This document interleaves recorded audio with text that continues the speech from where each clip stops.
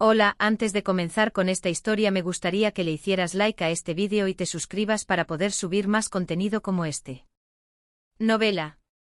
Hermana, en esta vida yo soy la reina. Episodio 317. La materialización de la sospecha. La pelea entre Octavio e Isabella se volvió cada vez más intensa. Honestamente, ¿qué tienes además de tu cara? Octavio. Te advierto, cállate. Te jactas de ser la hija del cardenal, pero de todos modos eres una bastarda. Eres noble. Desde la primera vez que te vi con la barbilla en alto, peor que una plebeya, me pareció ridículo. Esto era precisamente el punto débil de Isabella. Isabella, que había mantenido la calma más o menos, perdió la razón y se burló con sarcasmo. Un simple conde se atreve a hablar así de la familia del cardenal. El orden de precedencia de mi padre está 3 niveles por encima del tuyo. Pero Octavio también tenía mucho que decir. Bien dicho, y tú te comunicas con tu ilustre padre. ¿Alguna vez he recibido alguna migaja del suegro cardenal? Tú solo trajiste tu cuerpo, eres una parásita. Octavio resopló. Por tu culpa, nuestra familia está a punto de arruinarse. Por tu culpa, te desquitaste mal con Camelia. Octavio se sentó en el sofá, cubriéndose la cabeza. ¿Con qué cara miraré a mis ancestros? Debí haber escuchado a mi hermana cuando me detuvo. Murmuró para sí mismo. Mi hermana me advirtió que tú eras la mujer que debía evitar, confiando solo en tu belleza, llena de lujos y vanidad, con un carácter cruel y una mala disposición. Las palabras parásitas resonaron en los oídos de Isabella, que estaba de pie inmóvil, en un rincón del dormitorio. Honestamente, incluso me preguntaron si el bebé en tu vientre era mío. Oye. Octavio miró a Isabella, que estaba tirada en el sofá con la cabeza gacha. Ella es mi hija. Isabella miró a Octavio con el rostro herido. ¿Eso también lo dijo la hermana Clemente? También es lo que yo pregunto. En la mente de Isabella pasaron innumerables días en la sala de visitas del convento tratando de concebir a su primer hijo, Giovanna, un nombre que irónicamente significaba regalo de Dios. La primera vez el té de la seducción ayudó, pero después de eso, Octavio se abalanzó sobre Isabella sin importarle que las monjas o la abadesa pudieran entrar. Si la hubieran descubierto, Isabella habría estado en serios problemas. Si es tu hijo, maldito loco. Isabella, llena de resentimiento, abrió de golpe la puerta del dormitorio matrimonial. Justo antes de salir, se detuvo un momento agarrando el marco de la puerta, y miró a su marido, diciendo con desprecio. Hoy te arrepentirás de estas palabras. Alfonso, de hecho, había olvidado por completo la audiencia con el cardenal de Mare. En ese momento Elco había dicho que la historia del oro enviado por Ariadne, que Rafael mencionó, no era más que una súplica de ella al cardenal para que ayudara al príncipe. El confidente del príncipe insistió en que debían evaluar el carácter del cardenal. Su argumento principal era que, ¿qué clase de persona era el cardenal para tomar decisiones políticas importantes solo porque su hija suplicaba? Por lo tanto, el príncipe no le debía nada a Ariadne de Mare, y no debía dejarse influenciar por las tonterías de Rafael. Alfonso simplemente escuchó y lo olvidó. La razón por la que lo olvidó era simple. Contrariamente a la afirmación de Elco, incluso si el dinero había sido dado por el cardenal a raíz de la súplica de Ariadne, Alfonso consideraba que Ariadne lo había ayudado. De todos modos, ella lo había ayudado. No había necesidad de verificar los hechos. Pero la actitud del cardenal cuando se encontraron era muy diferente de lo que él pensaba.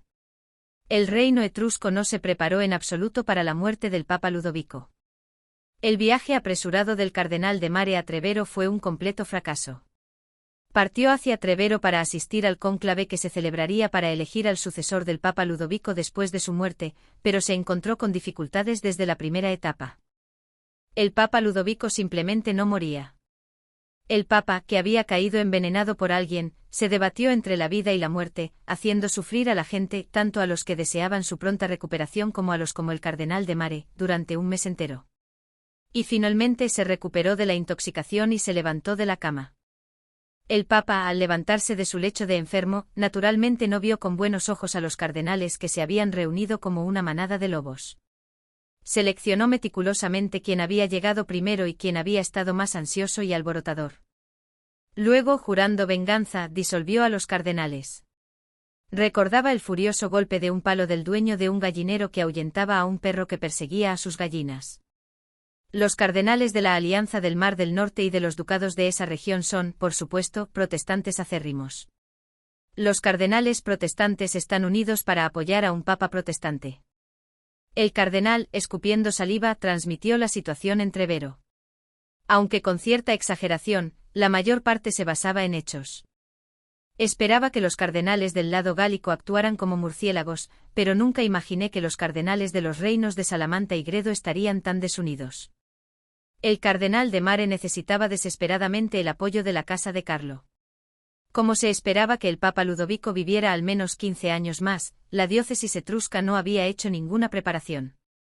Para prepararse rápidamente ahora y superar a los competidores, debía ganar con una abrumadora ofensiva de recursos en comparación con ellos. Y eso no era algo que el cardenal de Mare pudiera hacer solo. Se necesita apoyo a nivel nacional, la Casa Real debe contribuir con su fuerza. Por supuesto. El próximo papa debe venir de la antigua Iglesia. El príncipe Alfonso respondió con calma. Sin embargo, el cardenal de Mare no se emocionó precipitadamente. Porque este tipo de declaraciones siempre venían acompañadas de un pero. Pero, no es cierto que solo podemos atacar si entendemos la situación. Examinemos cuidadosamente qué se necesita y por dónde debemos empezar a prepararnos. No fue una aceptación entusiasta, pero tampoco un rechazo. Después de eso hablaron sobre la distribución general de fuerzas y los cardenales de la antigua Iglesia que se temía que desertaran. Algunos querían desertar por problemas personales, pero la mayoría eran aquellos a quienes se debía abordar a nivel diplomático. Alfonso, que había escuchado al cardenal durante el tiempo que duró una taza de té, comenzó a dar por terminada la reunión. Después de eso, hubo algunas conversaciones formales que podían hacerse o no. Durante toda esta conversación, Alfonso observó sutilmente el semblante del cardenal de Mare. Era realmente extraño. El príncipe Alfonso tenía ventajas y desventajas políticas en ese momento. Su fortaleza era ser el único heredero legítimo al trono, y su debilidad era que aún no había sido nombrado príncipe heredero. El nombramiento del príncipe heredero lo hacía León III, pero el cardenal de Mare era quien coronaba al príncipe heredero cuando el rey moría. No carecía de voz. Es decir, el cardenal de Mare debería haber actuado con arrogancia frente al príncipe Alfonso, pero en cambio, mantuvo una actitud excesivamente humilde. Por supuesto, esto era lógico, ya que codiciaba el puesto de papa. Sin embargo, si él era su padrino político que le había proporcionado 100.000 ducados en la guerra de la Tierra Santa, ¿no sería lo más natural sacar el tema con orgullo y exigir el pago de la deuda? Era inconcebible que una persona así se contentara con una reunión de té de 20 minutos con el príncipe. Por su experiencia en la Tierra Santa, sabía que en estas situaciones lo mejor era callarse y dejarlo pasar. Pero su anhelo por una mujer lo llevó a avivar un fuego que no necesitaba ser avivado. Quería confirmarlo. Agradezco profundamente la ayuda anterior. El cardenal de Mare, que se levantaba de su asiento al terminar la conversación, tembló muy levemente. Con esto era difícil juzgar. Ya que había empezado, Alfonso añadió una palabra más. La ayuda de su eminencia el cardenal es algo que nunca olvidaré en mi vida. El cardenal de Mare giró la parte superior de su cuerpo y miró al príncipe Alfonso. Con una expresión muy peculiar, dijo: «De nada. Cualquiera lo habría hecho». El cardenal solo dijo eso y se dio la vuelta, saliendo de la sala de audiencias del príncipe. El príncipe Alfonso estaba seguro. Los 10.000 ducados de fondos militares que había recibido a través de Rafael cuando estaba en la Tierra Santa, y los 100.000 ducados adicionales que llegaron después, no eran dinero enviado por el cardenal de Mare. Él intuyó que lo habían convocado de repente por el príncipe Alfonso. Ha llegado el momento. Aunque se había preparado a fondo, no pudo evitar que su corazón latiera con fuerza. Tomó los documentos que le había entregado el fraile gálico. Serían sus salvavidas hoy. Efectivamente, al entrar en la oficina del príncipe Alfonso, el príncipe lo miraba con los labios apretados en una línea. Elko tragó saliva. Elko. Era una voz grave y profunda. Elko respondió rápidamente. Sí, Su Alteza, ¿me llamó? Habló demasiado. ¿No hace un día precioso hoy? ¿Ha almorzado? Alfonso solo miró a Elko en silencio. Se le secó la boca. Elko, sin darse cuenta, se humedeció los labios con la lengua. Alfonso recorrió a Elko con la mirada. En el lugar donde había estado su brazo derecho, solo quedaba una manga vacía y holgada. Alfonso, que estaba a punto de interrogar a Elko de inmediato, suspiró levemente al ver eso. Elko, ¿no tienes nada que decirme? Elko bajó la cabeza y no dijo nada. Su nuca estaba empapada en sudor. Alfonso frunció el ceño al ver a Elko rígido y respirando con dificultad. Él mismo había desperdiciado la oportunidad de confesar. Alfonso preguntó directamente. La fuente de los fondos militares no identificados que recibiste de la Tierra Santa, ¿por qué me mentiste? En cuanto dijo eso, Elko se postró dramáticamente en el suelo y golpeó su cabeza. Quería proteger a Su Alteza. Gritó. Quería proteger la autonomía de Su Alteza, el poder de decisión de Su Alteza. Alfonso, atónito por esta tontería sin pies ni cabeza, preguntó de nuevo. ¿Qué dijiste? Elko gritó en voz alta, como si quisiera ahogar las palabras de Alfonso. Los 100.000 ducados de fondos militares que recibimos fueron enviados en realidad por la gran duquesa Lariesa del Reino de Gálico. Alfonso dudó de sus propios oídos. Para empezar, Lariesa no tenía esa capacidad. Di algo sensato. Su voz se elevó. ¿Qué capacidad tiene Lariesa para enviar 100.000 ducados en fondos militares? Elko asintió y afirmó. Tiene razón. Para ser exactos, fue dinero enviado por su padre, el gran duque Odón. Pero aún así, no tenía sentido. Si este dinero lo había enviado Lariesa, no habría dejado de alardear de ello, dada su personalidad. Habría intentado encadenarlo de pies y manos y llevarlo al reino de Gálico con un traje de novio. Además, había más preguntas sin resolver. Si fue dinero enviado por el gran duque Odón, ¿por qué llegó a través de Rafael y no de alguien de su propio país? Además, ¿no se encargaba el reino de Gálico de toda la logística a través de la República de Oporto? ¿No podrían haberlo enviado por ahí? Llegó la pregunta que más temía. Las manos de Elko temblaron. El lado del gran duque Odón reveló más tarde que Elko recitó el escenario que había preparado y practicado docenas de veces, sin cambiar una sola palabra. Para apoyar a Su Alteza con fondos militares, tuvieron que evitar los ojos de Felipe IV. Revisó y revisó de nuevo.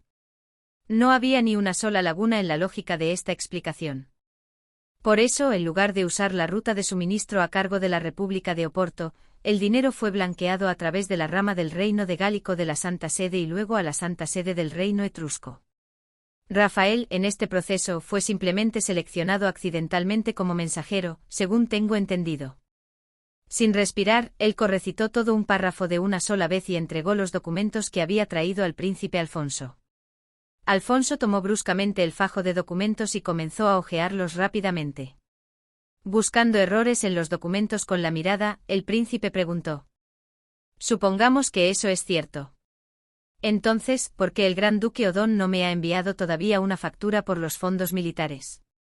Si el gran duque Odón fue realmente quien envió esos fondos militares, se convertiría en el patrocinador político que creó al actual Alfonso.